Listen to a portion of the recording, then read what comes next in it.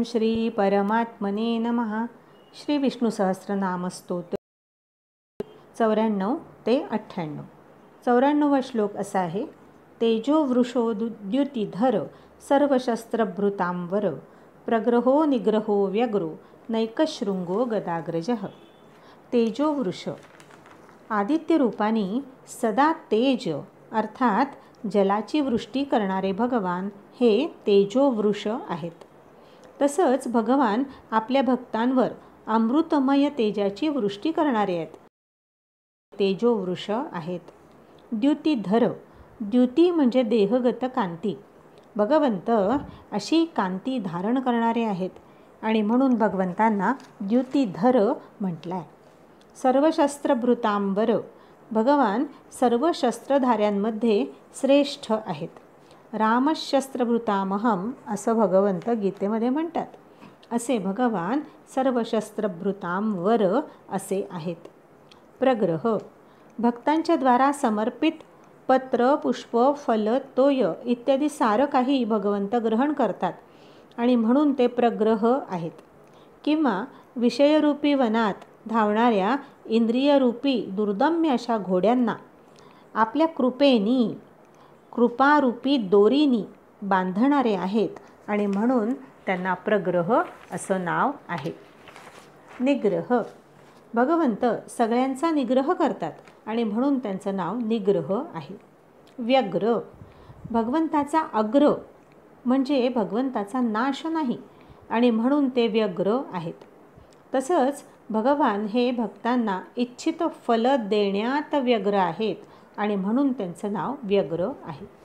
नैकशृंग, चतुशृंग म्हणजे 4 शिंग असणारे असल्याने भगवान हे नैकशृंग आहे. श्रुती सांगते की ज्याचे 4 शिंग 3 हात आहे असा तो 3 स्थानात स्थित असलेला बांधलेला वृषभरूप महान देव शब्द करतो. हे शब्द ब्रह्माचं वर्णन आहे. तो वृषभरूप देव असा मनुष्यामध्ये प्रवेश करतो असे भगवंत आहेत. असं नाम आख्यात रूप 4 शिंग धारण करणारे शब्द ब्रह्मस्वरूप भगवंत हे नैकशृंग आहेत. गदाग्रज, निगद अर्थात मंत्राच्या पूर्वीच भगवंत प्रगट होतात म्हणून भगवंत हे गदाग्रज आहे. यामध्ये नि पदाचा लोप होऊन भगवंतांचं गदाग्रज हे नाव प्रसिद्ध आहे. किंवा गद हे श्री वासुदेवाच्या लहान भावाचं नाव आहे. असे गदाच्या पूर्वी जन्म घेणारे भगवान हे गदाग्रज आहेत. 95वा श्लोक असा आहे. चतुर्मूर्तिश्चतुर्बाहुश्चतुर्व्यूहश्चतुर्गतिः चतुर्वेद विदेकपात. विराट, सूत्रात्मा, अव्याकृत आणि तुरीय रूप अशा भगवंताच्या 4 मूर्ती मानल्यात आणि म्हणून ते चतुर्मूर्ती आहेत. किंवा त्यांची श्वेत, रक्त, पीत आणि कृष्ण अशा 4 सगुण मूर्ती आहेत. राम, लक्ष्मण, भरत आणि शत्रुघ्न रूप 4 मूर्तीसुद्धा भगवंतांच्या आहेत आणि म्हणून ते चतुर्मूर्ती म्हणवले जातात. चतुर्बाहू, भगवंतांना 4 भुजा आहेत. वासुदेव भगवंत हे चतुर्भुज आहेत. चतुर्व्यूह, उपनिषदात वर्णन आहे की शरीर पुरुष, छंद पुरुष, वेद पुरुष आणि महापुरुष हे 4 पुरुष म्हणजे भगवंताचे व्यूह आहेत. तसंच वैष्णव संप्रदायात वासुदेव, संकर्षण, प्रद्युम्न आणि अनिरुद्ध हे 4 भगवंताचे व्यूह मानले गेले आहेत. म्हणून भगवंतांना चतुर्व्यूह असं म्हटलं आहे. चतुर्गती, विधीनुसार चालणारे 4 आश्रम आणि 4 वर्णांची गती भगवंत आहेत म्हणून भगवान चतुर्गती आहेत. सालोक्य, सामिप्य, सारूप्य आणि सायुज्य रूप अशा 4 परमगती स्वरूप असल्याने भगवान हे चतुर्गती आहेत. चतुरात्मा, रागद्वेषादीपासून रहित असल्याने भगवंतांचा आत्मा, त्यांचं मन चतुर आहे, म्हणून ते चतुरात्मा आहेत. किंवा मन, बुद्धी, अहंकार आणि चित्त नामक 4 अंतःकरणांनी ते युक्त आहेत आणि म्हणून भगवंतांचं नाव चतुरात्मा असं आहे. चतुर्भाव, धर्म, अर्थ, काम आणि मोक्ष हे 4 पुरुषार्थ भगवंतापासून प्रगट होतात आणि म्हणून भगवंतांना चतुर्भाव म्हटलंय.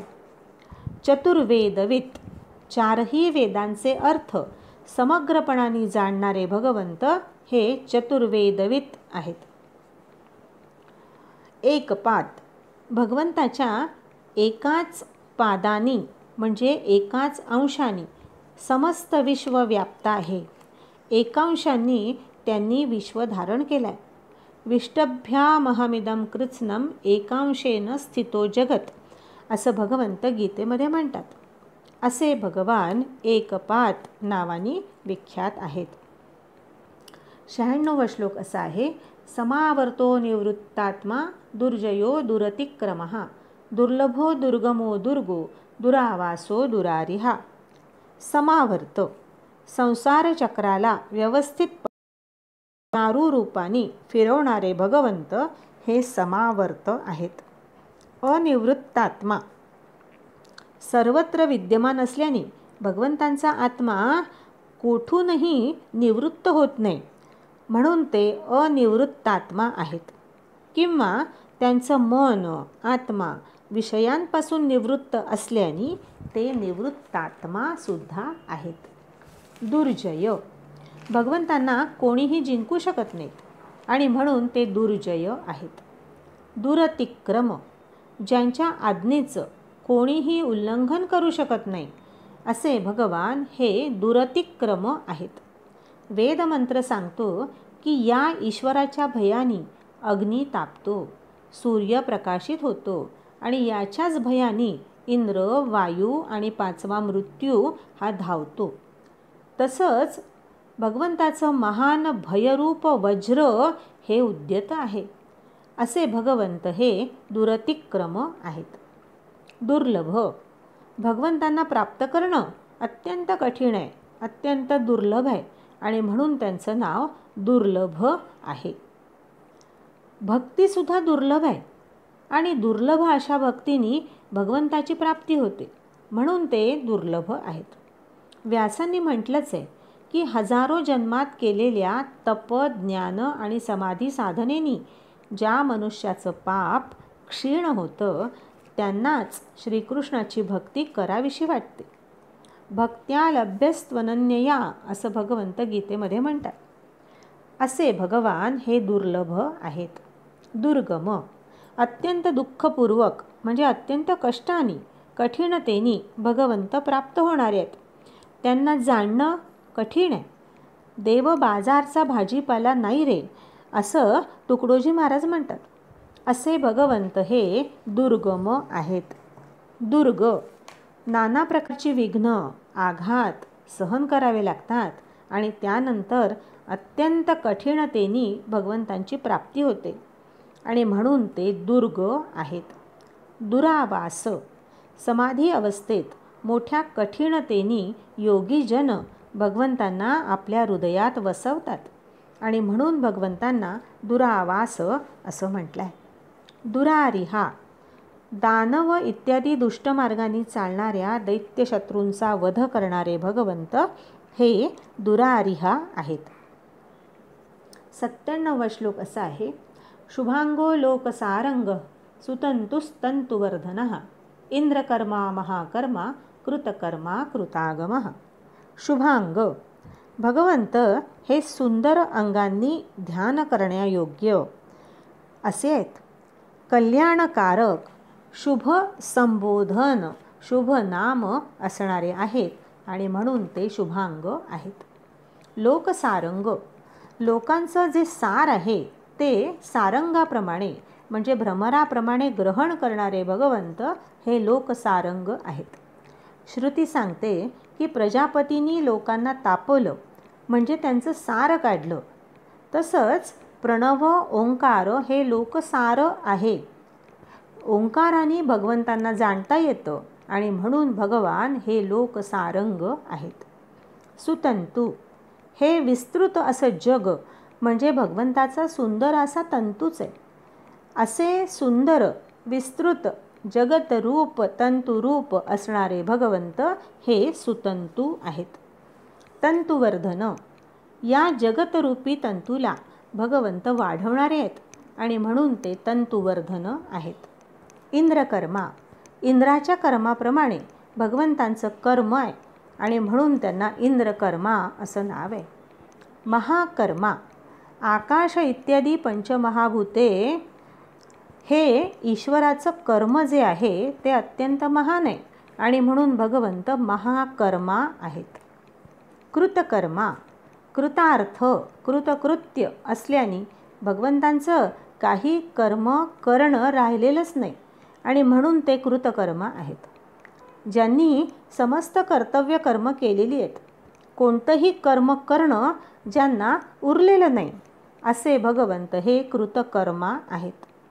कृतागम, भगवंतांनी वेदरूप आगम निर्माण केलं आणि म्हणून ते कृतागम आहेत. तसंच अनेक कार्य पूर्ण करण्यासाठी भगवंत अवतार घेतात आणि म्हणून ते कृतागम आहेत. 98वा श्लोक असा आहे. उद्भव सुंदर सुंदो रत्ननाभस्सुलोचनः अर्को वाजसन शृंगी जयंतः सर्वविजयी.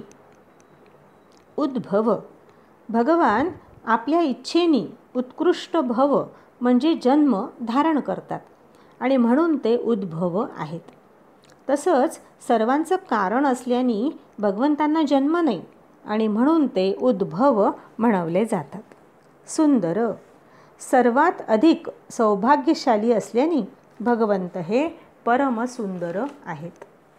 सुंद, भगवंत परम करुणाशील आहेत.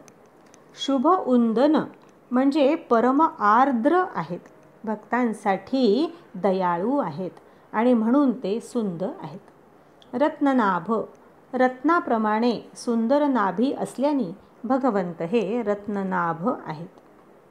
सुलोचन, भगवंतांचे लोचन त्यांचे नेत्र अत्यंत सुंदर आहेत आणि म्हणून त्यांना सुलोचन असं नाव आहे. अर्क, ब्रह्मा इत्यादी पूज्यतम जे आहेत त्यांचेही पूजनीय असल्याने भगवान हे अर्क म्हणवले जातात.